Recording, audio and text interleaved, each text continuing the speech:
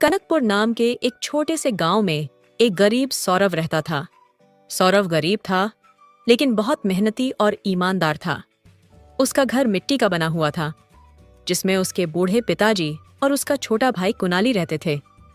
सौरभ के पास अपनी पुश्तैनी जमीन थी, जिस पर वह खेती करता था, लेकिन कभी सूखा पड़ जाता तो कभी बेमौसम बारिश उनकी फसल को बर्बाद कर देती थी। उसी गांव में एक अमीर और लालची साहूकार साहिल भी रहता था, जो लोगों को ब्याज पर पैसे देता था और पैसे टाइम पर नहीं देने पर उनकी जमीन पर कब्जा कर लेता है। क्यों रे, अभी तक तूने पैसे नहीं दिए? याद है ना तुझे? एक दिन सौरभ अपने खेत से घर जा रहा था। अचानक उसने देखा कि एक आदमी रास्ते के किनारे बेहोश पड़ा हुआ था और उसके सिर पर चोट लगी हुई थी। अरे ये कौन है? सौरभ ने बिना देर किए उसे अपने कंधे पर उठाया और घर की ओर चल पड़ा।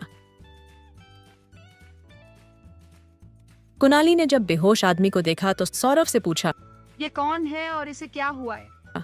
सौरभ ने बोला, मैं खेत से आ रहा था, तभी ये मुझे रास्ते में बेहोश पड़ा मिला।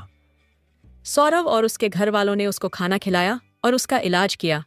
थोड़ी देर बाद उस लड़के ने बताया, जी मैं पास के गांव में रहता हूँ। मैं काम की तलाश में शहर जा रहा था, तभी दो चोरों ने मुझे लूट लिया। आपका एहसान मैं कभी नहीं भूलूंगा। कुछ दिनों तक पीयूष सौरभ के घर पर ही रहता है। वह लोग उसकी बहुत सेवा करते हैं और कुछ दिनों बाद वो ठीक होकर वहां से चला जाता है। जी चलता हूँ, जरूरत पड़ने में जरूर याद करना। सौरभ और उसका भाई दोबारा खेत में काम करने लग जाते हैं। कुछ महीनों बाद वापस बारिश आती है, जिससे उसकी फसल बर्बाद हो जाती है। इसलिए उसका घर चलाना भी मुश्किल हो जाता है।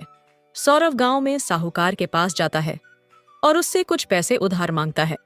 सेठ जी, बारिश की वजह से मेरी फसल बर्बाद हो गई है। मुझे कुछ पैसे उधार दे दीजिए, मैं आपको ब्याज के साथ दे दूंगा। ठीक है सौरभ, पैसे तो मैं दे दूंगा, लेकिन अगर 2 महीने में तूने मेरे पैसे ब्याज के साथ नहीं दिए तो तेरी जमीन रख लूंगा। ठीक है सेठ जी। लेकिन 2 महीनों बाद भी सौरभ साहिल के पैसे वापस नहीं कर पाता है। एक दिन साहिल अपने आदमियों के साथ सौरभ के घर आता है और उससे कहता है, कल पैसे लौटाने का आखिरी दिन है, कल पैसे नहीं दिए तो ये घर खाली कर देना। सौरभ और उसके पिताजी बहुत परेशान हो जाते हैं। कुणाली की आंखों में आंसू आ जाते हैं। अगले दिन सौरभ अपने घर के बाहर बैठा था। तभी गांव में एक बड़ी गाड़ी आती है, जिसे देखने के लिए गांव के सब लोग आ जाते हैं। उस गाड़ी से एक बड़ा सेठ उतरता है।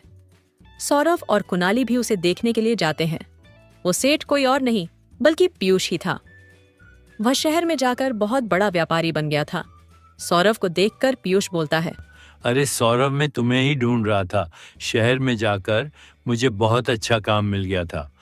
अगले दिन पीयूष साहिल को उसके सारे पैसे दे देता है और सौरभ की जमीन उसे वापस मिल जाती है। पीयूष सौरभ और उसके भाई के लिए एक पक्का मकान बनाता है। पीयूष गांव में एक अस्पताल भी बनाता है। अरे सौरभ, अगर तुमने उस दिन मेरी मदद नहीं की होती तो शायद मैं आज यहाँ तक नहीं पहुँच पाता। तुमने अच्छा किया, इसलिए तुम्हारे साथ अच्छा हुआ।